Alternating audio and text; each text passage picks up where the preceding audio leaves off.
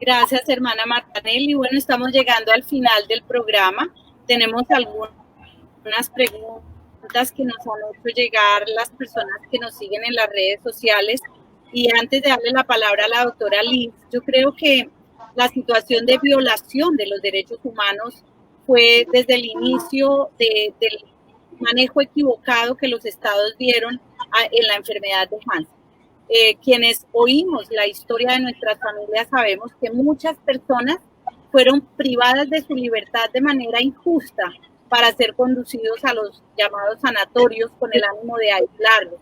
Se violaron muchos derechos humanos, el derecho a la dignidad, el derecho a la libertad, el derecho a tener una familia. Muchas familias quedaron deshechas por cuenta de estas políticas equivocadas. Aquí nos pregunta el señor Hernán Moya, también muy conocedor de la historia de Agua de Dios, ¿qué tarea cumplen hoy los derechos humanos en torno al estigma que tanto ha azotado al enfermo de Hansen? Doctora Liz, en 3 minutos porque ya estamos llegando al final del programa. Mil gracias. Perdón, yo no entendí muy bien el inicio de la pregunta. ¿Qué tareas cumplen los derechos humanos en términos de eliminación de la discriminación? No entendí, perdón. Sí, pues ese puede ser el enfoque porque es como la vinculación de la defensa de los derechos humanos frente al estigma de los enfermos. Gracias. Bueno, voy a intentar ser breve, pero es difícil. Primero quería saludar a Jaime por todo lo que compartió. Yo realmente creo que para mí, para mi mandato, tendría mucho sentido hacer una visita oficial a Colombia para conocer mejor esos proyectos. Y decirle a Jaime que dijo que no somos historiadores, pero no, todo lo contrario, ustedes son los únicos historiadores que nos pueden dar sentido a la historia. Y decirle a Jaime que ahora hice una visita oficial a Japón, donde lo que es hoy el Museo Nacional de Enfermedad de Hansen tuvo inicio por el labor de personas afectadas que sufrieron todas esas violaciones de privación de libertad, etcétera, que la consejera mencionó. ¿Y cuál es el rol de los derechos humanos? Bueno, para eliminar la discriminación. El problema es el siguiente, es que a pesar de que tenemos una cura desde la década de 1950, a pesar de que sabemos que la enfermedad, y perdón Patricia, pero eso es lo que nos dicen los científicos, es muy poco transmisible. Y claro, está relacionada con otros factores. A pesar de todo eso, el estigma continúa. Entonces, nosotros tenemos que tener una actuación que cambie la mentalidad de las personas, pero para eso también tenemos que crear las condiciones donde una población que fue históricamente marginada tenga acceso a las mismas oportunidades que el resto de la población, porque eso no pasa. El efecto de este estigma histórico fue que estas personas no tuvieron y todavía no tienen acceso a las mismas oportunidades.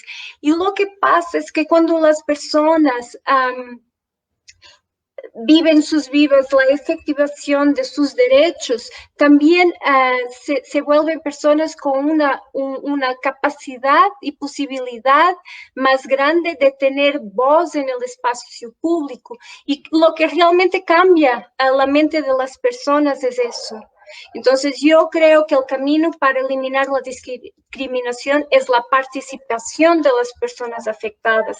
Son cosas como lo que Jaime está haciendo, de generar, de preservar la historia, de contar la historia. Son esas cosas que van a cambiar la mentalidad de las otras personas, salir de la invisibilidad.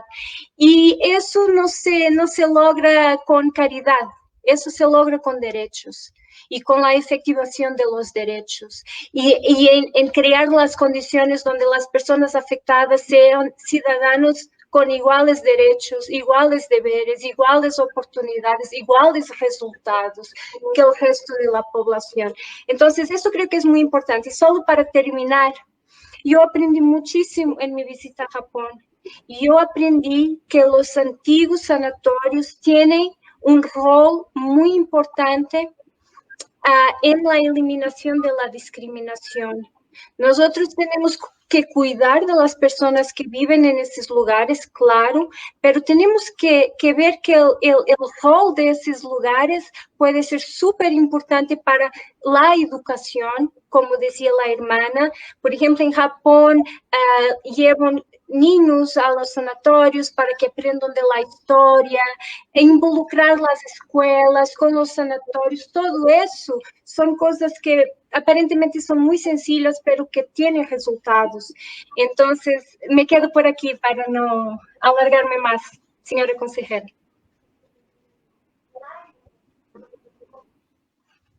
Gracias, Alice. Bueno, tenemos aquí otra pregunta que viene encaminada sobre la ley 1435, que fue la que determinó 16 inmuebles, tanto en Aguadillo como en contratación. ¿Qué más se ha hecho al respecto? Nos preguntan.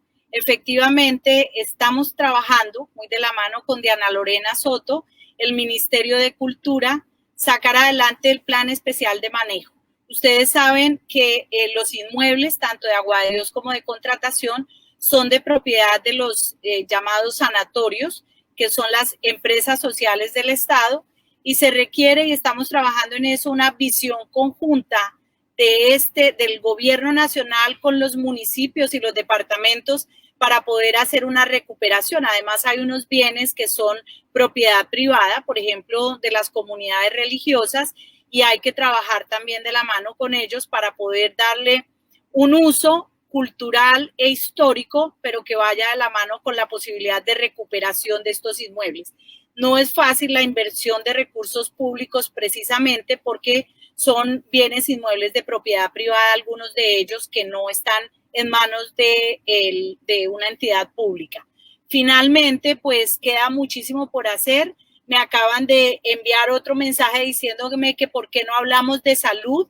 Vamos a ver si volvemos a organizar un Facebook Live, ya no solamente pensando en la conmemoración de los 150 años de Agua de Dios, sino para hablar de lepra desde la óptica de salud. Invitaremos entonces al alcalde, al señor gerente del sanatorio, ojalá nos acompañe alguien también del departamento y de la nación, del Ministerio de Salud, para poder tener este enfoque. Para 2 minutos de despedida cada uno, le doy la palabra a Jaime con una despedida en torno a este programa y gracias por su participación, Jaime. Bueno, doctora Patricia, muchas gracias a usted por la invitación, la verdad. Ya está abierto. Muchas gracias a usted, doctora Patricia, por la invitación. Lo cierto es que estamos en una actividad desde el 1 de agosto y queríamos hacer muchas cosas para conmemorar estos 150 años, este sesquicentenario de Agua de Dios, porque hay mucha historia. Para terminar, yo quiero, y le voy a robar 30, 40 segundos con lo siguiente. Es que el gusanito mío del periodismo siempre me puya a hablar de críticas. La visibilidad de la enfermedad de la lepra o la invisibilidad de la enfermedad de la lepra también parte de las entidades de las universidades. Yo tuve la oportunidad de estar ante muchas personas en la Universidad de Bolívar, sobre todo en la Universidad del Valle, con todo un séquito de personas que se iban a graduar, y yo dije lo siguiente: lo que pasa es que en las universidades se toca el tema de la lepra, como decir lepra, gripa, otra enfermedad, otra, dolor de cabeza, y no profundizan sobre el tema de la lepra. Por eso es que hay muchas personas que han descubierto con el bacilo de Hansen y ya tienen secuelas. ¿Quién sabe cuántas de estas personas, como me pasó a mí en Boyacá y en Zipaquirá, donde ya habían ido de un médico y le había recetado era una pomadita para esa manchita que ni rasca, ni pica, ni duele, y que no la conocen las universidades? El decano de la Universidad del Valle del Cauca dijo: es verdad, aquí no tocamos, no profundizamos sobre el tema de la lepra. Para que salga una persona, un médico especialista como el doctor Carlos Mauricio Méndez aquí en Agua de Dios, tiene que haber venido, pagar el año rural en Agua de Dios haber sufrido con los enfermos y haberlo hecho. Y tal parece, Alice, que eso parece que es en todas partes. Yo fui a Quito, hablé con la Federación Médica Colombiana, les dije lo mismo y ellos asintieron que sí, tienen razón, en la universidad no se profundiza sobre esto. En Río de Janeiro se lo dije a la ministra de Salud y parece que en todas partes esto es la invisibilidad de la enfermedad, es también culpa de las entidades, de las universidades y sobre todo de la parte médica y todo, porque es no solamente es médico, es terapistas, fisioterapistas y todos los demás que estudian en la universidad. Esto debe visibilizarse y debe programarse directamente desde el Ministerio de Salud. Gracias, Jaime. Patricia, 2 minutos de despedida. Aquí me preguntaron que quién creó la página Hijos de Agua de Dios. Ya usted contó que fue usted misma, pero bueno, un propósito de visibilizar todo lo que tiene que ver con Agua de Dios. Sí.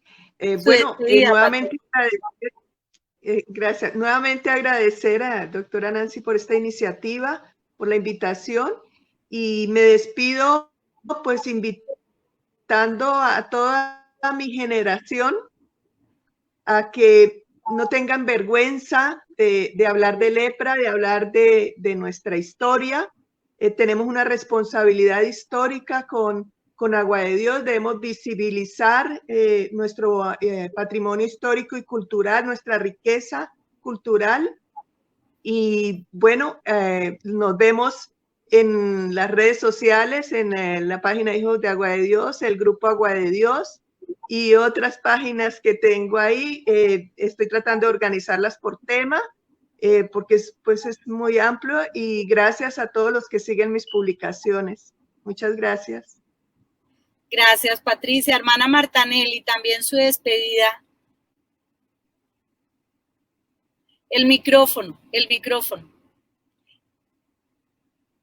Bueno, compartir con ustedes, sentir esa cercanía de Agua de Dios, la llevamos siempre en el corazón, lo decía el padre Fernando Peraza, cada hija de los Sagrados Corazones en el lugar donde se encuentre debe vivir un agua de Dios, crear un agua de Dios. Por eso nuestras hermanas, aún en las instituciones educativas, han creado diferentes programas de prevención, de educación en torno a la enfermedad de la lepra. Contamos con un gran número de médicos, enfermeras, fisioterapistas que han descubierto su vocación profesional en el campo de la salud a partir de estas experiencias que han promovido las hermanas en los diferentes centros educativos. Además de que seguimos orgullosamente diciendo que nosotras salimos de Agua de Dios para el mundo y que somos testimonio de fe y de resiliencia como promotoras de la presencia de un Cristo resucitado. Somos experiencia de una vida nueva que nace del sufrimiento de la enfermedad para dar testimonio de alegría y esperanza para el mundo. Muchas gracias. Gracias, hermana Martanelli. Alice, gracias por su participación. 2 minutos de despedida. Esperemos que cuando terminen estas medidas restrictivas de movilidad la tengamos en Agua de Dios y pueda ser testigo directo de toda esta riqueza histórica, cultural y de la resiliencia que tenemos en Agua de Dios.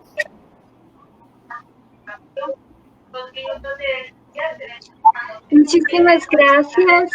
Realmente fue muy bonito verles a todos y todas. Gracias por la invitación otra vez, señora consejera. Yo quisiera decir algo con respecto a lo que dijo Jaime. Es cierto, es un problema que enfrentamos en todo el mundo, la pérdida de capacidad para diagnosticar y tratar la enfermedad. Y tiene que ver con esa idea, otra vez les digo, de que es una enfermedad del pasado. Y esta idea es producto del estigma mismo, porque siempre, o mejor, antes los estados lo que querían realmente era esconder la enfermedad. Entonces se generó esta invisibilidad. Y yo quisiera decir que justamente en Japón yo me di cuenta de que los museos y los sanatorios pueden tener un rol también en eso, Jaime, porque realmente en los sanatorios hay muchos expertos y ahora estoy hablando del personal, de los profesionales de salud en la enfermedad. Y lo interesante es que tienen una particularidad de conocimiento que es realmente necesario preservar. Y tanto los sanatorios como los museos podrían tener un rol ahí, además de las universidades, lógicamente. Pero siempre pensamos en preservar la historia del punto de vista de las políticas o de la experiencia, pero hay que preservar también el conocimiento médico. Entonces, otra vez, yo realmente veo un potencial muy grande en los sanatorios a varios niveles. Y decir, señora consejera, que mi mandato fue renovado por 3 años más y ponerme a disposición del país de Colombia, que es un lindo país para visitar, identificando buenas prácticas y conversar sobre qué más se podría hacer. Ha sido un placer. Muchísimas gracias. Gracias, Alice. Buenos días para todos. Gracias por la participación y esperamos en los próximos días estar hablando de salud. Agradezco a Radio Ciudad de Flandes la vinculación también para la transmisión radial de este conversatorio. Mil gracias. Buen día para todos.